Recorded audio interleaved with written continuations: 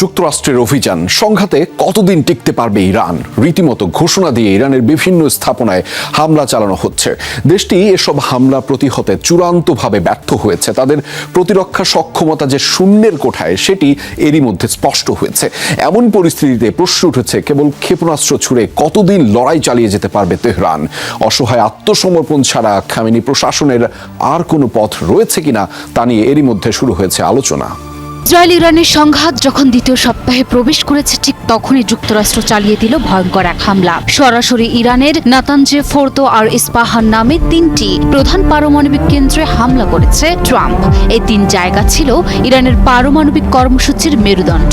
একটা গেলেই যেন ইরানের পরমাণু স্বপ্ন ভেঙে খান খান। আর তাই তো ইসরায়েলও আগেও এখানে হামলা চালিয়েছে। কিন্তু এবার যুক্তরাষ্ট্র ভেবেছিল ফোর্দো ঘাঁটিতে এক আঘাতে সব শেষ করবে, কিন্তু ট্রাম্পের খায়েশ ব্যর্থ করে দিল ইরানের দুর্ধর্ষ চাল। ইরানের কাছে এবার ট্রাম্পও খেল ধোঁকা। ট্রাম্পের মিসাইল গেল পানিতে।